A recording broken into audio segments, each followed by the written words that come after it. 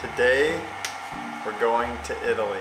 We're doing everything seriously made from scratch, including vegan pasta bianca or eggless white noodles. We're making homemade marinara sauce and some meatless meatballs. As you guys know, we are now busy parents and date night happens less and less. So we are learning how to make restaurant style food here at home, and today it's all Italian. We're also going to be sharing a relationship Q&A about how Dusty and I met, how we're getting along as parents of two, and so on and so forth. So on tonight's date night dinner menu is a classic spaghetti with meatless balls and all the fixins. So we're going to make all of these components from scratch, including the noodles, the pasta sauce, the meatless lentil balls, and a very simple vegan parmesan. What was I thinking?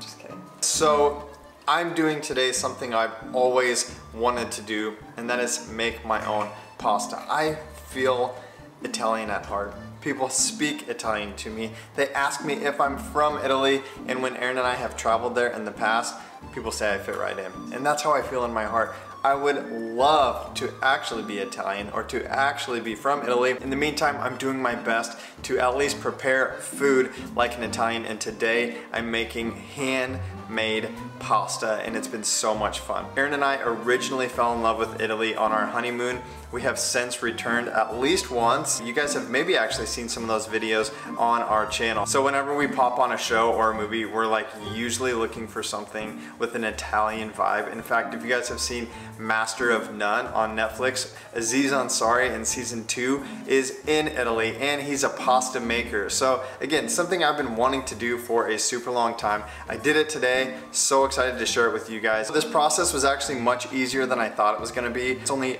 3 ingredients. So today I used an organic wheat semolina flour with a little sea salt and water. That is a pasta bianca, which is a white pasta, which means it's egg-free, therefore vegan. So for these noodles, I used 2 cups of flour and 1 cup of water, and then just a few pinches of sea salt. I will say that you want to make sure and use warm water and start with less. So add a little bit of water and then start kneading. Add a little bit more and so on. Also, you will definitely want to have some flour on hand for when you start rolling this pasta and then sending it through the cutter, because the more you roll it, the stickier it gets. So again, put a little flour on, fold it, knead it, a little more flour, send it through the roller, send it through the cutter, and so on. Because these aren't cooked from dried, they are actually fresh noodles. I think it really only took about 7 minutes for them to boil. And again, they're surprisingly not sticky at all, and they're super durable. Like, they're not falling apart or coming apart at all. My favorite part is that they're really thick.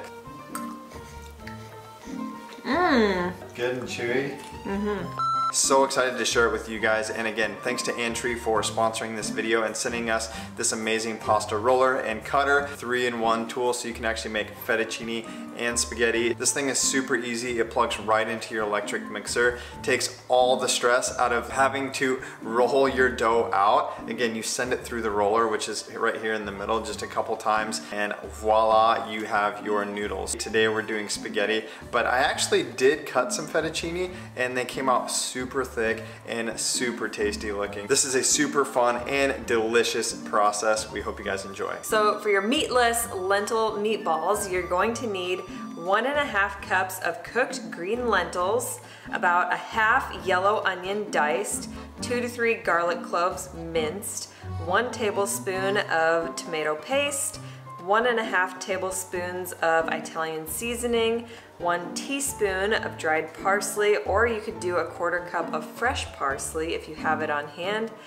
3 tablespoons of flour of your choice. I used chickpea flour, 3 tablespoons of nutritional yeast, 1 flax egg, which is 1 tablespoon of ground flax with 3 tablespoons of water. You mix that and let it set. So you're also gonna want salt and pepper to taste. We're gonna saute our onion and garlic, and then we're gonna throw everything in the food processor. You'll wanna make sure not to overly process your meatballs. You want them to be kind of a dough-like consistency, and you want them to be moldable. So if you're finding that they're too wet or moist, then you can always add a little bit more of your flour as you go, or if they're they're too dry and they're not sticking together, just try wetting your hands to kind of reshape them and clump them together. It already smells so good. I seriously just want to eat it as is. So the consistency is a little more wet than I would like it to be, and I'm just gonna add a little bit more chickpea flour with my hands and kind of mash it together until it feels right.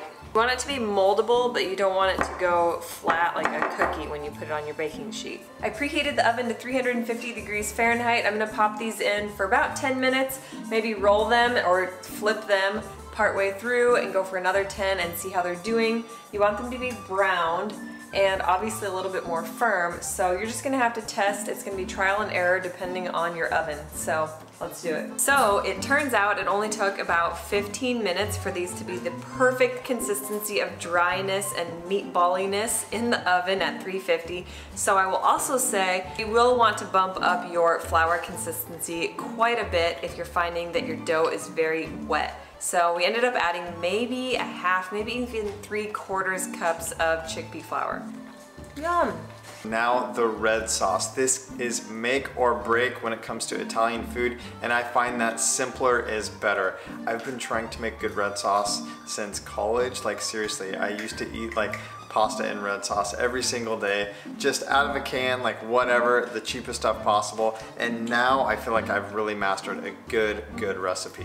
So I'm gonna use about 2 large, or like the equivalent of 2 cans of diced tomatoes, 1 good sweet yellow onion, 3 or 4 cloves of garlic, a tablespoon or so of oregano, a tablespoon of basil, salt, pepper, and then a little bit of either tomato paste or tomato puree, depending on how much sauce you want to make. So if you want it really thick and chunky, but not very much sauce, then you can just do the tomatoes and maybe a little tomato paste. But again, if you're making a bunch of sauce, you're gonna want to add a puree in there and make it a little bit more soupy. It's gonna last longer, go farther, and yeah, definitely recommend that. Instead of sauteing in oil, you know we like to use either water or vegetable broth, so highly recommend that. I'm gonna add all of these to the Dutch oven, saute and cook these up and let these simmer for a good long half hour, maybe even an hour while we prepare the rest of this, because the longer the better. So the vegan Parmesan is by far the easiest vegan hack you will ever encounter, and it is so worth it because it's incredibly delicious.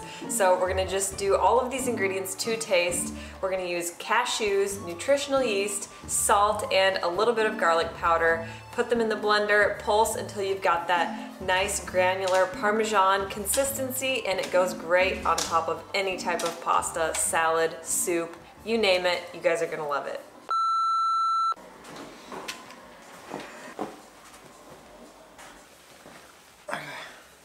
Here we are, date night, 2 kids, homemade pasta, questions about love. Let's get into it. Okay, so I asked on my Instagram stories for you guys to ask us your favorite relationship questions that you're just dying to know about us. Right. First question is actually one of the most common we get, and that is, how did you meet? Yep, high school.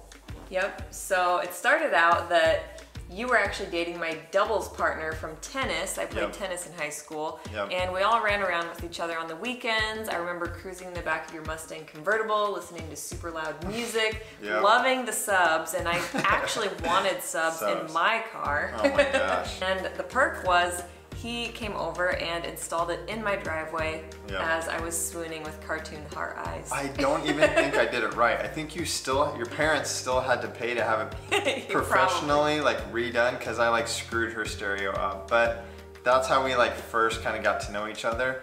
But really, we got to know each other in college. Things changed about, man, probably like 6 years later. We bumped back into each other and became best friends. That was like 12 years ago. It's hard to believe though, looking back at those high school days, that we are here sitting next to each other with kids. Come here, Max. Come get in. Come here. Another question we get is, how did you know he or she was the one?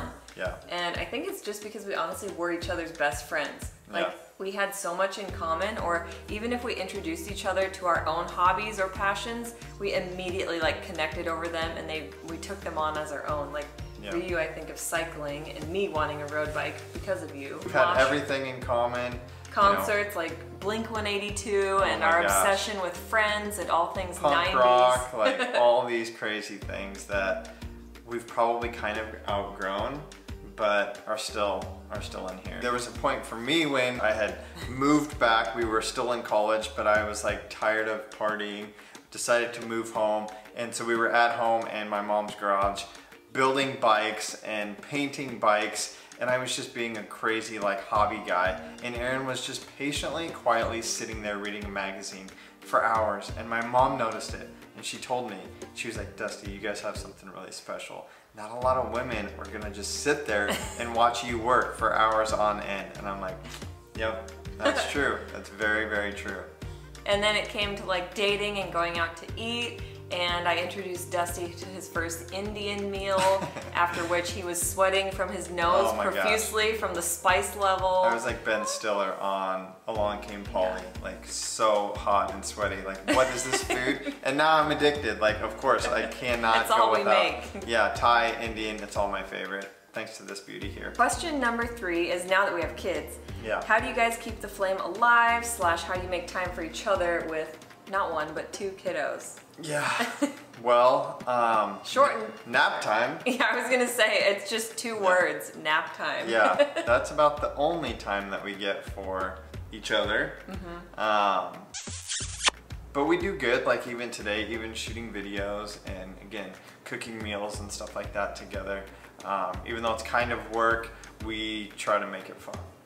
So. Yeah, and we do date nights. We're lucky to have both sets of parents here in town, so every once in a while we'll drop them off and we get to go have a quiet dinner at one of our favorite restaurants, and you're not so sweaty at the Indian ones anymore. No, my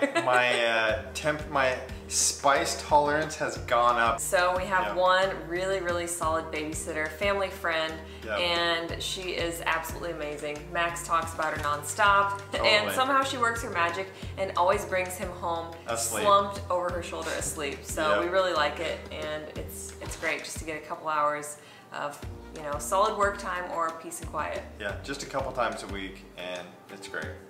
Next question is, do you guys fight, and do you argue, or do you discuss? Oh my gosh. So there's this old Italian ice cream commercial that I always think about because yes, we fight. Yes, we get very loud sometimes, and then like in this commercial, they are fighting and screaming at each other, and then they like totally make up over this amazing like bowl of ice cream. And I think we love hard, but we sometimes also argue hard. Yeah, and I like how you said it best when I was like, you're just so loud, and you're like, I'm not loud, I'm passionate. Yeah. So I would say our arguments are passionate. We both have so much oomph behind our, you know, our point of view, but at the end of the day, we almost have never gone to sleep mad at each other, thankfully. We always resolve it, but sometimes it takes a lot of time to talk it out and sort it out. My thing is, we've got to get it figured out. I feel like you sometimes want to like, no, let's just leave it and come back to it. And I'm like, no, we got to get this figured out. So we differ on that, but overall, we've been married for what, 8 years now? So we're doing pretty good. So last and final question. We had a hard time putting a stop to this, but we don't want to go too long. But if you guys want more questions answered, leave them in the comments below. So our last one is going to be very on brand. So dietary differences / who went vegan first and how did the other respond? Yeah, so we get this question a lot. I feel like a lot of people look at us and think, oh my gosh, you guys are perfect. You like the same foods, you like the same music, you like the same clothes, like everything. But we have grown together because we got together in our early 20s. It's been easier for us to kind of like grow together. But I will say, I'll give you credit for like the dietary, especially vegan thing. We kind of went vegan together, but Erin definitely gets the credit for wanting to go vegan and at least explore that. I think that the entry point for me was just feeling so cruddy, which we've talked about in our vegan story transformation. We'll link that video below, but it really, you know, pushed me to seek outside the box, outside of traditional Western medicine, and to get on Google, Yeah. which went from being my worst enemy to my best friend. We found a lot of cool doctors, and then a lot of cool influencers and Yep. other YouTubers, and the rest is history. Totally. It didn't happen overnight, I will say that, but we were both very open to experimentation, and we already liked to cook and have fun together in the kitchen, so Totally. We've it worked always out. been cooking, so it just makes sense that we started a channel, and now we're doing this with you guys. We got Baby Liv sleeping like an angel on one side, you guys can't see, and Max on the other side, so this is one of those lucky moments where everything is peaceful. Yeah, peaceful. We are about to finally dig in.